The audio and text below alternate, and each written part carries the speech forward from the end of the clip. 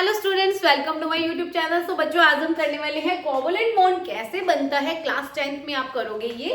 तो class 10 carbon chapter में आता है आपका कोवलेंट बॉन्ड। जो कार्बन है वो कोवलेंट बॉन्ड ही बनाता है, वो गेन भी नहीं कर सकता, लॉस भी नहीं कर सकता इलेक्ट्रॉन। सो बच्चों, सबसे पहले हम हाइड्रोजन का एग्जाम्पल लेते हैं। बहुत ईजी है, बहुत सिंपल, बस आपको कंसेप्ट समझना है कि कोवलेंट बॉन्ड होता क्या है। तो हमने हाइड्रोजन का एग्जांपल लिया। You know about atomic number of hydrogen. Hydrogen का एटॉमिक नंबर होता है 1। तो लास्ट शेल में भी कितने नंबर ऑफ इलेक्ट्रॉन्स होंगे बच्चों? 1 ही होगा। अब देखो 2 हाइड्रोजन, इसके पास भी 1 इलेक्ट्रॉन है, ठीक है। ये न्यूक्लियस है, ये 1 इलेक्ट्रॉन। ये बात करें, न्यूक्लियस है, इसके पास भी क्या है? 1 इलेक्ट्रॉन। अब फर्स्ट शेल है, के शेल है, इसके पास कितने इलेक्ट्रॉन है? 1। के के अंदर मैक्सिमम कितने आते हैं? 2 इलेक्ट्रॉन आते हैं। तो मींस इसको क्या है? 1 इलेक्ट्रॉन चाहिए। अब इसको भी 1 इलेक्ट्रॉन चाहिए, इसको भी 1 इलेक्ट्रॉन चाहिए। तो कैसे मिलेगा? अब इसका बहुत सिंपल सा एग्जांपल लेते हैं हम।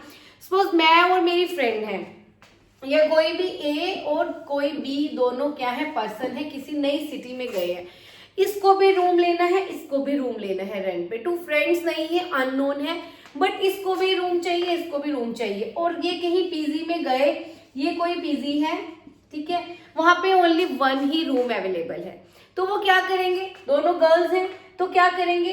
इसको भी रूम चाहिए, इसको भी रूम चाहिए, पर पीजी का ओनर बोल रहे कि रूम सिर्फ 1 है। तो क्या ऑप्शन है कि ये रूम को क्या कर सकते हैं? ए भी शेयर कर सकते हैं, बी भी शेयर कर सकते हैं। अगर ये दोनों आपस में शेयर कर रही है रूम को, तो जो ये रूम होगा वो किसका होगा? ए का भी होगा, और वो रूम किसका होगा? बी का भी होगा।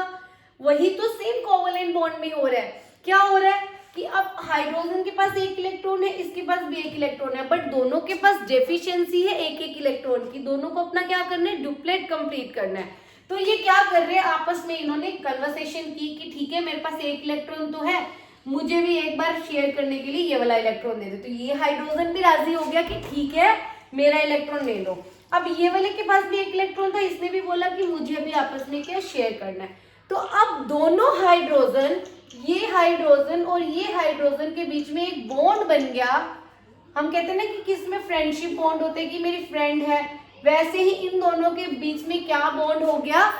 इलेक्ट्रॉन का इलेक्ट्रॉन के साथ बॉन्ड हो गया। ये इलेक्ट्रॉन अब इस हाइड्रोजन का भी है, इस हाइड्रोजन का भी है। तो दोनों ने मिलके अपने डुप्लेट को क्या कर दिया? कंप्लीट। और जो हमारे पास कंपाउंड बनेगा, गैस बन रही है, वो क्या बन रही है?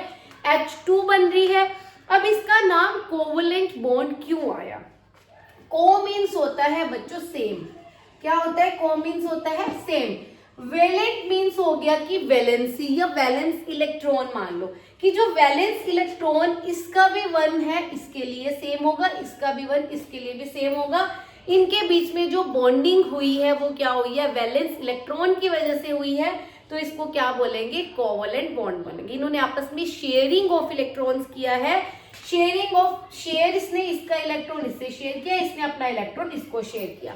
तो जो इस टाइप से बॉन्ड बनेगा उसे क्या बोलेंगे बच्चों? कोवलेंट बॉन्ड बोलेंगे। अभी हमने ये हाइड्रोजन का किए, मैं आपको ऑक्सीजन का कराऊंगी, देन हम कार्बन पे पहुंचेंगे कि कार्बन अपना कोवलेंट बॉन्ड जो है वो हाइड्रोजन के साथ या अदर के साथ कैसे बनाता है। सो मेरे नेक्स्ट पार्ट को देखने के लिए चैनल को सब्सक्राइब कर देना। अगर समझ आई है वीडियो में, कुछ थोड़ा सा भी लगा कि हाँ हमारे माइंड में गया है, तो लाइक कर देना और अपने फ्रेंड्स के साथ जरूर शेयर करना, उन्हें भी हेल्प होगी। बाय।